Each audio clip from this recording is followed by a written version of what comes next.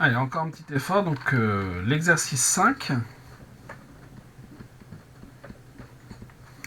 Cet exercice 5 donc, est adapté d'une épreuve de l'EDEC. Alors, bien sûr, largement adapté, puisque dans cette épreuve, il y avait quand même des choses, évidemment, de seconde année que je n'ai pas pu vous donner telles quelles. Donc, ça a été largement retravaillé, mais la base de travail, c'est un exercice qui a été donné à l'EDEC.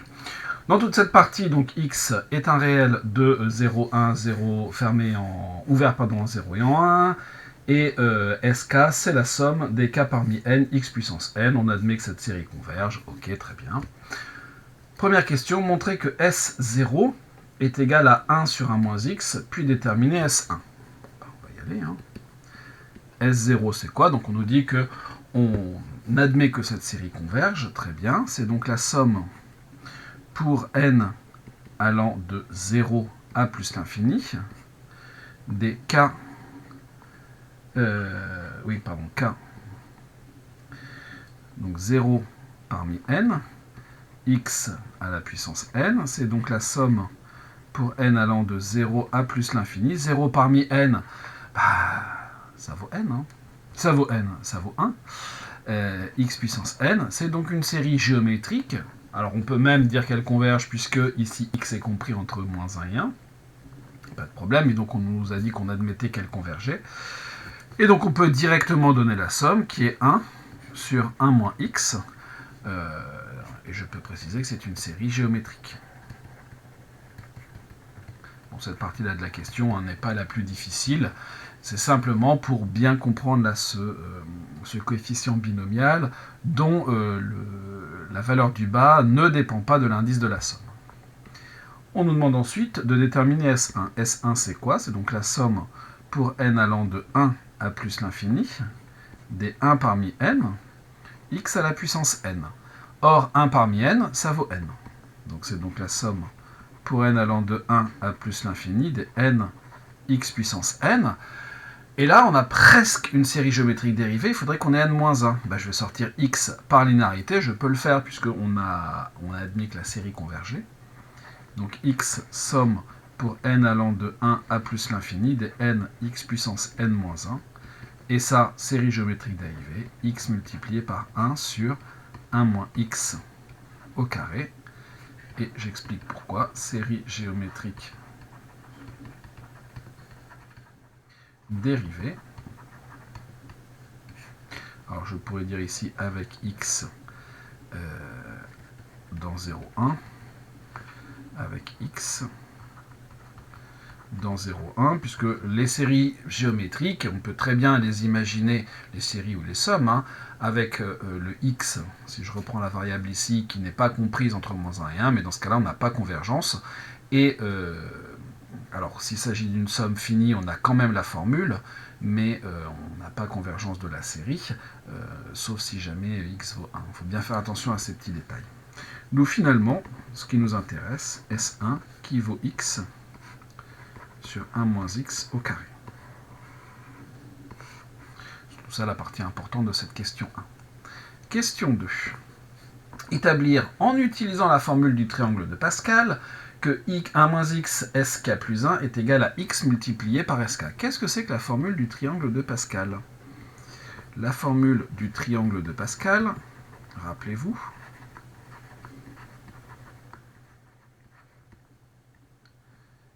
elle nous dit que c'est cette formule qui permet d'avoir les choses suivantes. Donc ici vous avez k, ici vous avez n, ici vous avez k parmi n.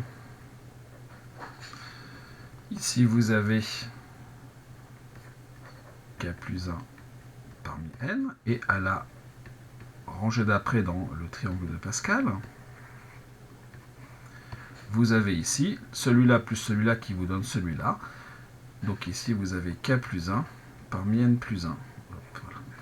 C'est-à-dire que k parmi n plus k plus 1 parmi n vaut k plus 1 parmi n plus 1 pour tout n appartenant à n et pour tout k compris donc entre 0 et n. Alors, comme j'ai un k plus 1 parmi n, il faudrait même que... non, ben non, ça marche aussi, puisque si ça se dépasse, si je dépasse, le coefficient binomial vaut 0 et ça fonctionne toujours. Donc voilà ma formule du triangle de Pascal. Très bien. Donc maintenant, on me demande, moi, de calculer 1 moins x, s k plus 1. Donc 1 moins x, s k plus 1 est égal à 1 moins x multiplié par sk plus 1, c'est-à-dire la somme pour n allant de k plus 1 à plus l'infini de k plus 1 forcément parmi n.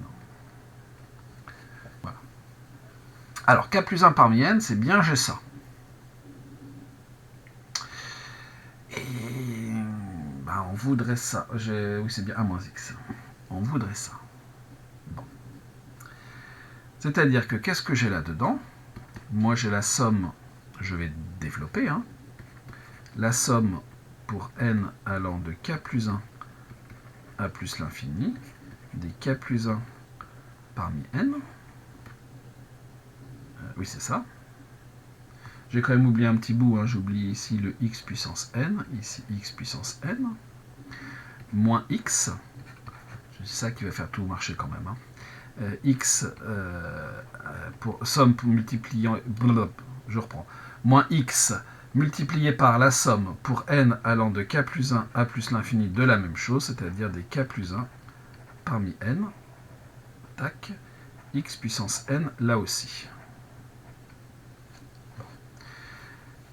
C'est-à-dire, alors le deuxième, je pourrais faire rentrer ça là-dedans. Donc je vais avoir la somme pour n allant de k plus 1 à plus l'infini des k plus 1 parmi n x à la puissance n, moins la somme pour n allant de k plus 1 à plus l'infini des k plus 1 parmi n x puissance n plus 1. Alors déjà, on pourrait se dire que là, on a des trucs qui se ressemblent, mais j'ai du x puissance n, j'ai du x puissance n plus 1. Et à la fin, moi, je veux quelque chose en x, en sk, donc avec du x puissance n. Là-dedans, je vais poser, par exemple, j égale n plus 1. Donc, je vais avoir la somme pour n allant de k plus 1 à plus l'infini, des k plus 1 parmi n, x à la puissance n, moins la somme pour n allant de... Alors, n, bon, on l'appelle autrement. Donc, i, par exemple, qui va de k plus 1, décidément. Je vais le noter là. Je vais aller trop vite et ça ne va pas marcher. I est égal à n plus 1, c'est-à-dire n est égal à i moins 1. Donc, si n part de k plus 1, mon i, lui, va partir de k plus 2 jusque plus l'infini. K plus 1, bah, ça ne dépend pas de n, donc ça va rester k plus 1. Ensuite, mon n, c'est lui qui varie. N, c'est i moins 1. Voilà. X puissance i. Et là, bah, à un terme près, j'ai deux fois la même somme. Donc je vais utiliser maintenant l'associativité.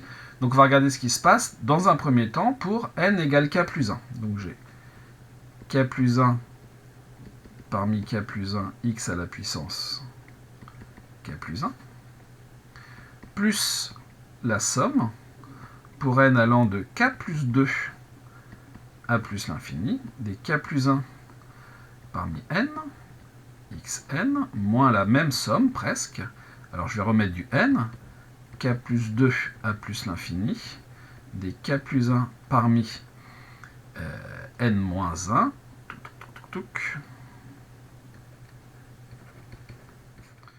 x à la puissance n. Je remets comme ça pour pas qu'on soit embêté avec les éléments. Donc k plus 1 parmi k plus 1, ça vaut 1, donc j'ai donc x à la puissance k plus 1, plus la somme pour n allant de k plus 2 à plus l'infini. En fait, il faut juste être bien rigoureux. Des k plus 1 parmi n moins k plus 1 parmi n moins 1, x à la puissance n. J'ai mis le x à la puissance n en facteur. Et maintenant, la formule de Pascal, c'est elle qui va nous permettre de traiter ça. C'est-à-dire que je vais avoir donc x à la puissance k plus 1, plus la somme pour n allant de k plus 2 à plus l'infini de quoi? Qu'est-ce que l'on va avoir là-dedans? Donc j'ai, en fait, c'est comme si j'avais n plus 1 parmi k plus 1, moins n parmi k plus 1. Et donc, c'est comme si j'avais ça, moins ça. Il me reste donc k parmi n. Donc, il me reste k, alors pas parmi n, hein, mais parmi n moins 1 à cause de ça. On n'a plus besoin de ça. X à la puissance n. Vous allez me dire, on ne sait pas tout à fait ce qu'on nous demande. Et là, bon, il y a un petit peu de travail à faire. Je vais remettre un x, ressortir un x, et puis on va refaire un petit changement d'indice. Donc on a toujours notre x k plus 1, plus x, somme pour n allant de k plus 2 à plus l'infini, des k parmi n moins 1, x à la puissance n moins 1. Est égal, donc alors à x puissance k plus 1, hein, ça je n'y touche pas, plus x, somme, je vais l'appeler i, en posant i égale n-1. Donc, si n commence à k plus 2, i qui est n-1 va commencer à k plus 1. Jusqu'à plus l'infini. Des k qui ne dépendent pas de n, donc qui ne changent pas parmi i, x à la puissance i. Et là-dedans, bah, je vais mettre aussi un x en facteur. Donc je vais avoir x facteur de x à la puissance k, plus la somme, je vais l'appeler à nouveau n, allant de k plus 1 à plus l'infini, des k parmi n, x à la puissance n. On y est presque, parce que cette chose-là, finalement, c'est multiplié par 1, donc c'est multiplié par un k parmi k. C'est-à-dire que je vais avoir x, et cette partie-là, je peux l'intégrer dans la somme, puisque c'est ce qui se passe là, mais quand n vaut k. J'ai donc la somme pour n, c'est pas un plus, c'est une multiplication, parce que c'était facteur 2, allant de k à plus l'infini, des k parmi n, x à la puissance n, c'est-à-dire x multiplié par sk. Donc finalement, 1 moins x s k plus 1 est égal à x multiplié par sk. Un peu long, un peu technique, mais avec de la rigueur, on y arrive. De toute façon, si jamais vous n'aviez pas réussi à faire cette question, bien vous pouvez toujours utiliser le résultat pour la question 3. En déduire par récurrence, donc là, le doute n'est pas permis sur le type de raisonnement qu'il faut faire, que pour tout n appartenant à n, sk en fait est égal à une formule que l'on nous donne. Très bien. Donc, ici, attention, l'élément qui varie c'est k, hein, soit k appartenant à n. On note pk, la proposition, et bien sk en fait, hein, est égal à x à la puissance k divisé par 1 moins x à la puissance k plus 1. On initialise.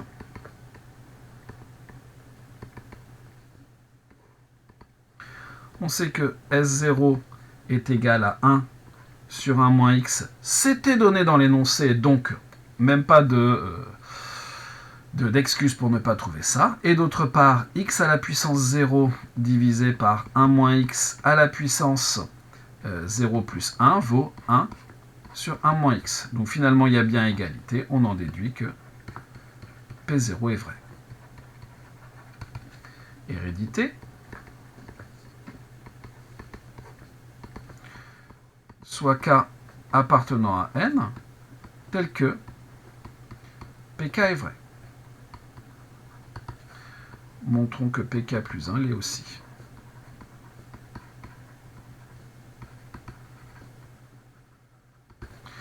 C'est-à-dire que, on doit calculer sk plus 1. sk plus 1, c'est égal à quoi? D'après ce qui précède, c'est x sur 1 moins x, sk, d'après la question précédente. C'est-à-dire x sur 1 moins x multiplié par x puissance k sur 1 moins x à la puissance k plus 1. Vous voyez qu'en fait, la récurrence, elle se fait très bien à l'aide de tous les éléments qu'on a démontrés précédemment. On va avoir x à la puissance k plus 1 divisé par 1 moins x à la puissance k plus 2, ce qui est exactement ce que l'on doit trouver. Donc, pk plus 1 est vrai. Et on n'a plus qu'à conclure. Conclusion. Pour tout cas appartenant à n, ou bien par principe de récurrence,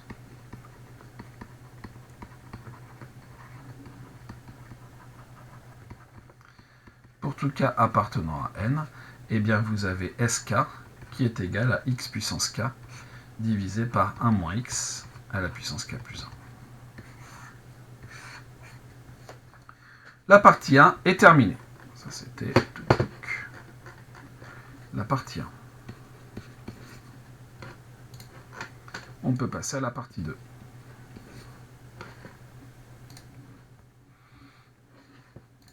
Et là, on va faire un peu de proba. On désigne par alpha et p deux réels de 0,1. Un joueur participe à un jeu constitué d'une suite de manches. Avant chaque manche, y compris la première, le joueur a une probabilité alpha de ne pas être autorisé à jouer la manche en question. Il est disqualifié, et s'il est disqualifié, c'est définitif, il ne rejoue plus.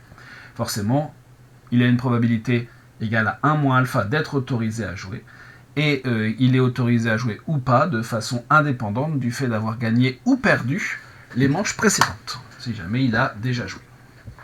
À chaque manche jouée, le joueur peut gagner avec une probabilité de P, et forcément perdre avec une probabilité 1 moins P.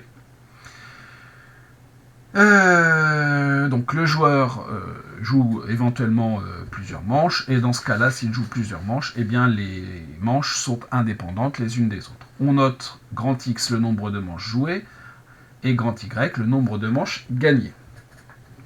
Et donc évidemment, X et Y vont être des variables aléatoires que l'on va étudier. Question 1a, on pose des cas, l'événement, le joueur ne joue pas la kème manche. Exprimez l'événement x égale k en fonction des éléments dn, puis donner la loi de x. Donc on se donne k appartenant à n étoiles.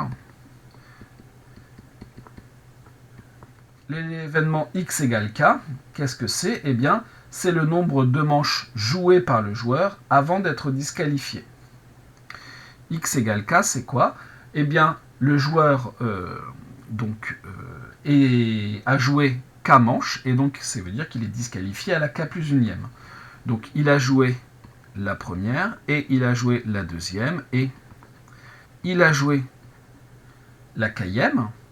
Il a donc bien joué k manches avant d'être disqualifié, ce qui veut dire que dès k plus 1, j'ai une barre ici. Donc si je veux écrire les choses de façon un petit peu plus rigoureuse, je dois dire que j'ai l'intersection pour i allant de 1 à k des dk inter dk plus 1 bar. Donc voilà comment je peux exprimer l'événement qui m'est demandé en fonction des autres. Ensuite, on me demande de donner la loi de x. Donc d'abord, il faut que je donne le support. X de oméga, c'est quoi? Eh bien, je peux ne jouer aucune manche. Donc, x peut être égal à 0. Je peux en jouer 1, 2, 3, et on ne sait pas quand ça s'arrête. Donc, x de oméga est égal à n. Quelle est la probabilité que x soit égal à chacune de ces valeurs? Alors, attention, la formule que l'on a écrite ici, elle est vraie pour k appartenant à n étoiles. Ce qui veut dire que je vais calculer p de x égale 0 à part. P de x égale 0, c'est donc la probabilité de ne jouer aucune manche. C'est-à-dire la probabilité que, avant de me présenter à la manche, eh bien, je sois directement disqualifié. Et ça, d'après l'énoncé, ça vaut alpha. Ensuite, si je me donne k appartenant à n étoiles, la probabilité que x soit égal à k, c'est la probabilité de cette intersection pour i allant de 1 à k. Alors ici j'ai mis des dk, mais c'est des di bien sûr. Des di. Inter dk plus 1 bar. C'est-à-dire, par indépendance, puisque c'est ce qu'on nous dit dans l'énoncé, je vais avoir le produit pour i allant de 1 à k des p de di, tout ça multiplié par la probabilité de dk plus 1 bar. Et je précise que c'est par indépendance. Et je vais avoir probabilité de di, c'est la probabilité donc d'être autorisé à jouer la manche en question. Donc je vais avoir 1 moins alpha à la puissance k. Et la manche suivante, elle, je n'ai pas le droit de la jouer, donc multipliée par alpha. Donc finalement, la loi de x est la suivante. On a donc, pour résumer, probabilité que x soit égal à 0 est égale à alpha, et la probabilité que x soit égal à k vaut 1 moins alpha puissance k multiplié par alpha. Et remarquez que finalement, la formule qui est ici, elle est toujours valable. Puisque quand k vaut 0, cette chose-là vaut 1 et je retrouve ce qu'il y a d'après. D'où, finalement, pour tout k appartenant à n étoiles, à n entier finalement, on a ça.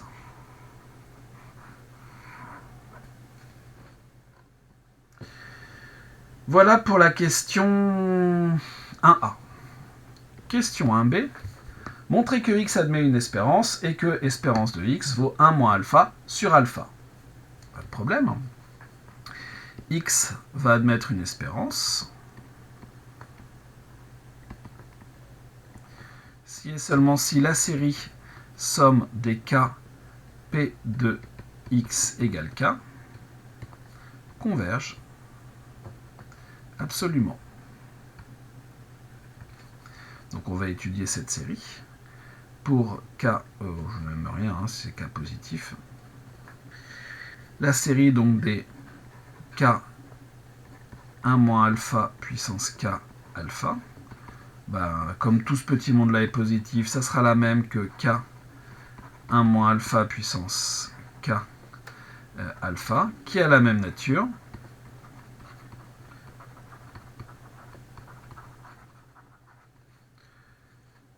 Que la série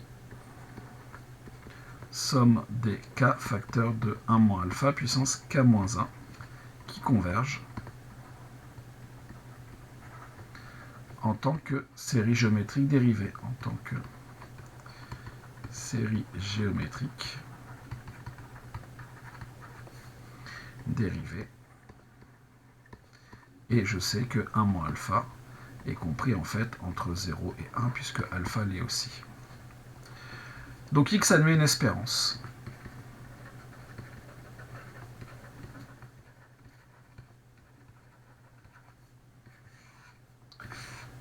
Une chose de faite. Que vaut l'espérance de x? Eh bien c'est la somme pour k allant de 0 à plus l'infini des k p de x égale k. C'est-à-dire, ici, qu'est-ce que j'ai fait? J'ai sorti un alpha et un 1 moins alpha. Donc, je vais avoir alpha facteur de 1 moins alpha. Somme pour k allant de 0 à plus l'infini des k 1 moins alpha puissance k moins 1. J'utilise ma formule des séries géométriques dérivées qui me dit que là, j'ai 1 sur 1 moins alpha au carré, c'est-à-dire alpha 1 moins alpha multiplié par 1 sur alpha au carré, et donc alpha moins, 1 moins alpha pardon, sur alpha. Finalement, l'espérance de x, c'est bien ce qu'on nous demande là-dedans, c'est 1 moins alpha sur alpha. La question 1b est réglée. Question 1c, on nous a parlé d'espérance, on nous parle de variance, c'est tout à fait logique. X, d'après la formule de Koenig-Huygens,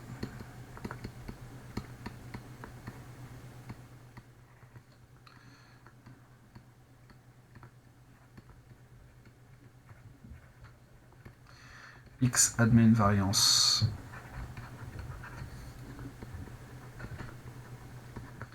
si et seulement si x admet un moment d'ordre 2.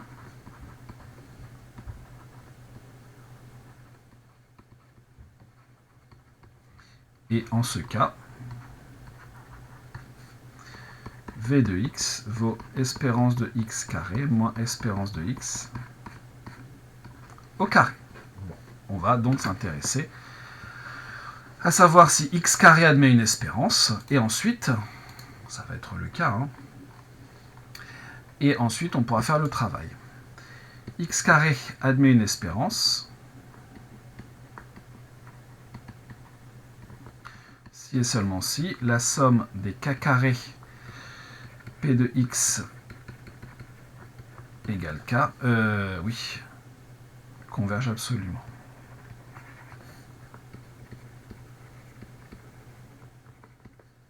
Donc on s'intéresse à la somme des k carrés p de x égale k,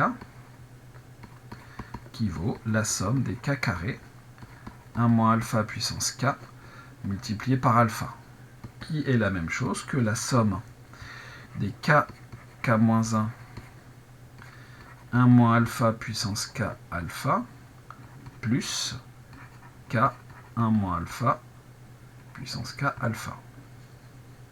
Or cette série-là, on sait qu'elle converge. Reste à nous intéresser à l'autre. Or, on sait que la somme des k 1 moins alpha à la puissance k alpha converge. C'est exactement la même qu'il y avait au-dessus. Somme des k-1, 1 moins alpha à la puissance k alpha a la même nature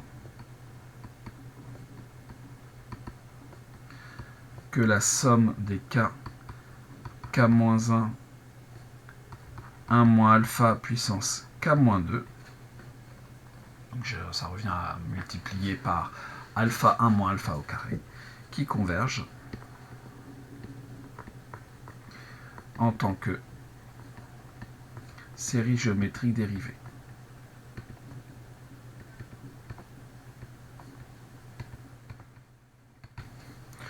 Par somme, on en déduit que la somme des k carrés, par somme de séries convergentes, hein, x égale k, converge, et donc x carré admet une variante, une espérance. Donc x admet une variance.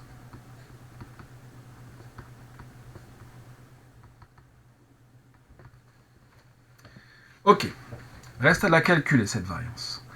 Donc pour ça, on va calculer la somme des k carrés pour k allant de 0 à plus l'infini, des k carrés, p de x égale k, qui va être égal à alpha 1 moins alpha au carré, somme pour k allant de 0 à plus l'infini des k-1, 1 moins alpha puissance k-2, plus cette somme-là, mais qui est l'espérance de x en fait, donc on la connaît déjà. Donc on va avoir quoi? On va avoir alpha 1 moins alpha au carré, multiplié par 2 sur 1 moins alpha au cube, plus l'espérance de x, c'est-à-dire 1 moins alpha sur alpha. On a donc ça ici, ça va être égal à alpha au cube.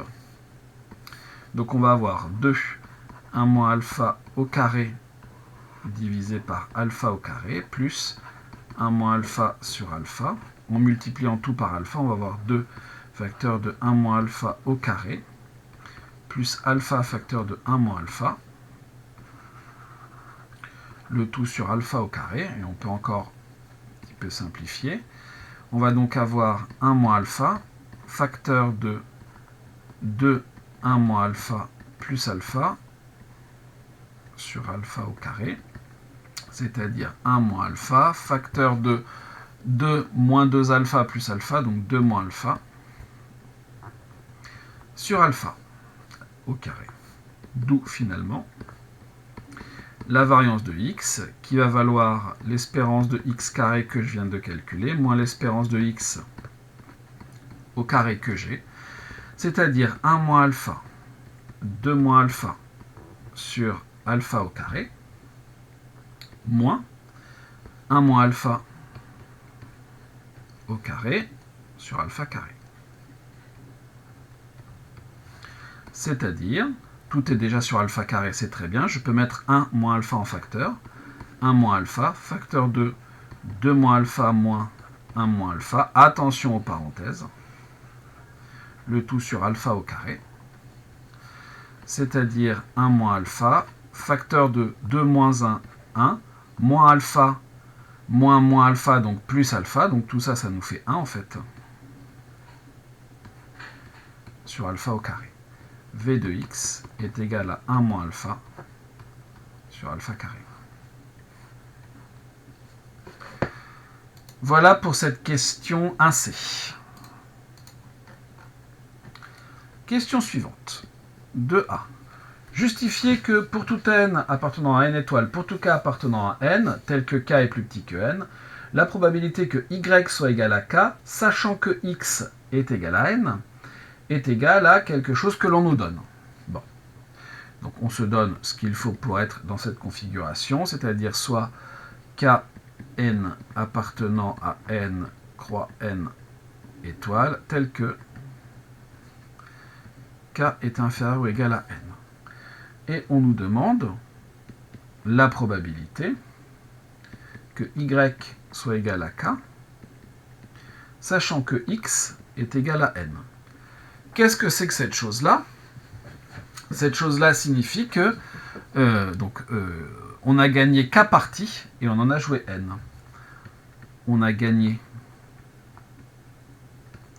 k parties parmi les n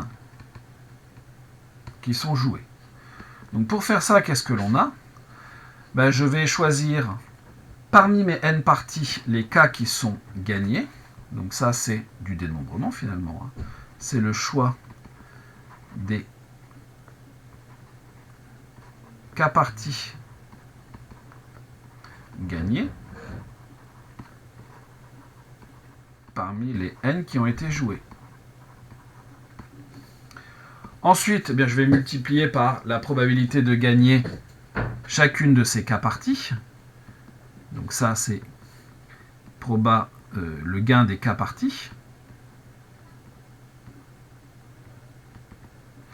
Mais quand je fais ça, si j'ai gagné k parties, j'ai perdu n moins k parties. Donc je les perds avec une probabilité 1 moins p. Et donc cette chose-là, c'est la probabilité de la perte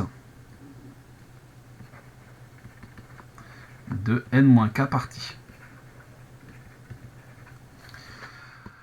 Dans le chapitre qu'on est en train de voir en ce moment, ça, on pourra l'avoir directement avec des éléments. Voilà, on ne sera pas obligé de justifier ça comme ça, mais on reviendra là-dessus un petit peu plus tard. Toujours est-il qu'on avait quand même les arguments pour justifier ça. À l'aide de la partie 1, en déduire à l'aide de la partie 1 la loi de y. Bon. Vous voyez qu'ici, on a des probabilités conditionnelles. Je connais la probabilité que x soit égal à n. C'est la formule des probabilités totales. Avec le système complet d'événements des x égale k, k appartenant à n,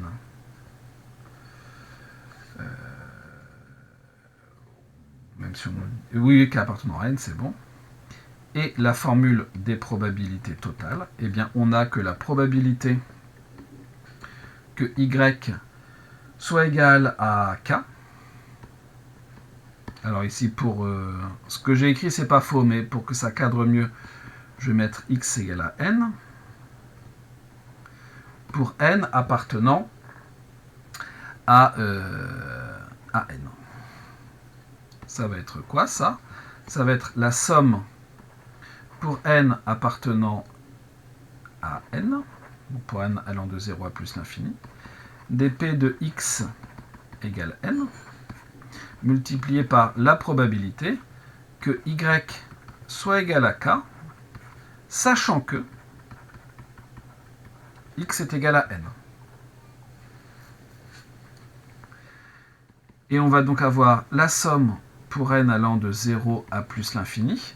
P de x égale n. On a trouvé quoi? P de x égale n. P de x égale n, il faut remonter un petit peu. 1 moins alpha puissance n multiplié par alpha. Donc alpha 1 moins alpha puissance n. Multiplié par quoi? Eh bien ce que l'on vient juste de trouver, c'est-à-dire k parmi n, p puissance k et 1 moins p puissance n moins k. Et on nous dit d'utiliser la loi en question. Alors ça ne marche, bien sûr, petite précision, ça ne fonctionne que si n est plus grand que k. Et donc, ça revient ici à commencer ma somme à k, puisque en dessous j'ai 0. Alors, qu'est-ce que je peux faire là-dedans? Le p puissance k ne dépend pas de n, donc il va pouvoir sortir par linéarité. Le alpha ne dépend pas de n, oui, donc il peut sortir par linéarité. Il me reste ce bloc-là et ce bloc-là. Donc je vais avoir alpha, p puissance k, somme pour n allant de k à plus l'infini, d, alors je vais réécrire ça dans cet ordre-là, k parmi n, 1 moins alpha puissance n, et ce qui me gêne un petit peu dans l'histoire, en fait on va voir que pas tant que ça, c'est le 1 moins p à la puissance n moins k. Donc ça c'est quoi? C'est tout simplement 1 moins p à la puissance n, divisé par 1 moins p à la puissance k. Et ça, cette fois, ça ne dépend plus de n, donc je peux aussi le sortir par linéarité. Et donc, qu'est-ce que l'on va avoir? On va avoir alpha p puissance k divisé par 1 moins p à la puissance k, somme pour n allant de k à plus l'infini, des k parmi n, et ici j'ai un produit de 2 machins à la puissance n. Donc je vais donc avoir 1 moins alpha facteur de 1 moins p, le tout à la puissance n. Et c'est un sk de x avec le x qui vaut ce produit-là. Donc on va avoir un alpha p sur 1 moins p, le tout à la puissance k, multiplié par ce qu'on avait trouvé dans la première question, c'est-à-dire x à la puissance k. Donc on va avoir un 1 moins alpha facteur de 1 moins p, le tout à la puissance k, divisé par 1 moins alpha facteur de 1 moins p, le tout à la puissance k plus 1. Alors, là-dedans, il y a des choses qui vont se simplifier, puisque vous avez du 1 moins p à la puissance k, du 1 moins p à la puissance k, ça s'en va. Et il nous reste donc au numérateur alpha p puissance k, 1 moins alpha à la puissance k, c'est un petit peu plus sympathique, divisé par 1 moins ce produit-là. Donc, qu'est-ce que c'est que ça? On a 1 moins alpha, donc moins alpha, on va donc avoir plus alpha, moins p, donc plus p, et plus alpha p, donc on va avoir moins alpha p, le tout à la puissance k plus 1. C'est-à-dire qu'on a alpha p à la puissance k, facteur de 1 moins alpha à la puissance k, le tout sur 1 moins 1, ça s'en va, alpha plus p moins alpha p, le tout à la puissance k plus 1. Remarquez qu'ici, on peut mettre alpha en facteur là-dedans.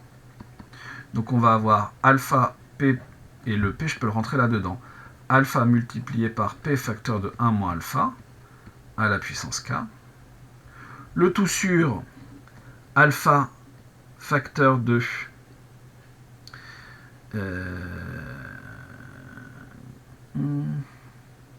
Oui, non, on peut pas simplifier en fait. On a un petit...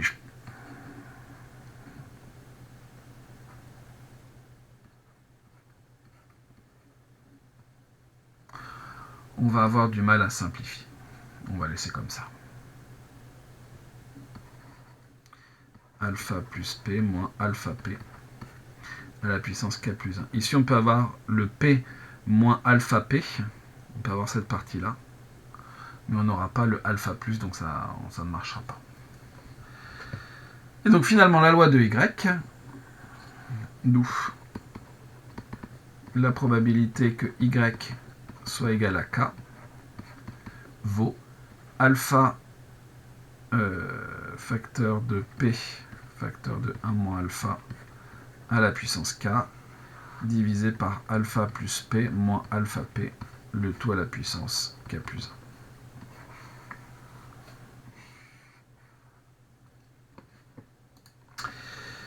1. Et on a terminé cette question de B.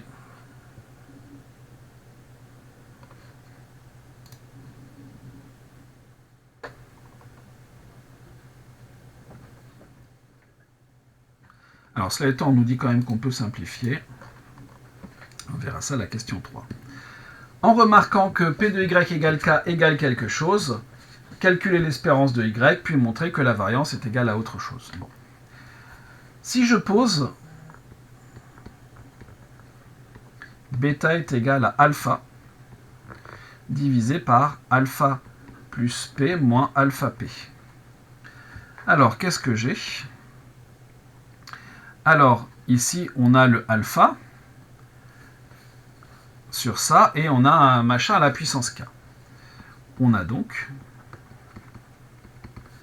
la probabilité que Y soit égal à K, qui est égal à alpha sur alpha plus P moins alpha P, multiplié par donc P moins alpha P, je vais noter ça comme ça, à la puissance K, le tout sur, tac, alpha plus P moins alpha P à la puissance K. On avait puissance K plus 1, mais j'ai découpé en deux, ce qui me permet de faire ici apparaître un bêta. C'est-à-dire bêta multiplié par P moins alpha P divisé par alpha plus P moins alpha P, le tout à la puissance K. Or, combien vaut 1 moins bêta ? 1 moins bêta, c'est quoi ? Eh bien, c'est 1 moins alpha divisé par alpha plus P moins alpha P, c'est-à-dire alpha plus P moins alpha P moins alpha sur alpha plus P moins alpha P, c'est-à-dire P moins alpha P sur alpha plus P moins alpha P. Donc finalement, cette chose-là, c'est 1 moins bêta. On a donc la probabilité que Y soit égal à K vaut bêta facteur de 1 moins bêta à la puissance K avec bêta qui est égal à alpha sur alpha plus P moins alpha P.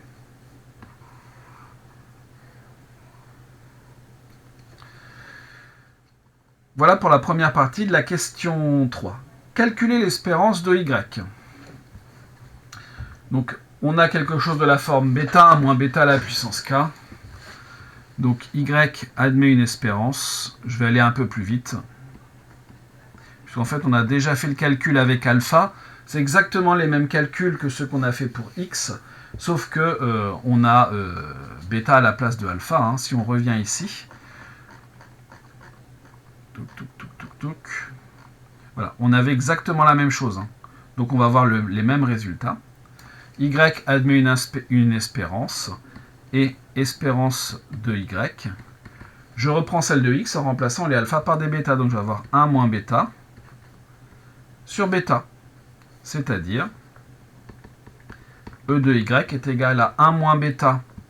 1 moins bêta, c'est P moins alpha P sur alpha plus P moins alpha P. Divisé par bêta, c'est donc multiplié par 1 moins bêta. Alpha plus P moins alpha P, le tout sur alpha.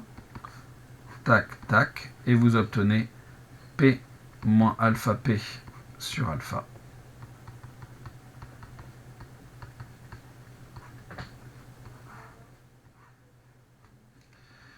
Et bien sûr, Y admet une variance, la même que X, mais en remplaçant les alpha par des bêta, et V de Y est égal à 1 moins bêta sur bêta carré. Je crois que c'est ça qu'on avait obtenu.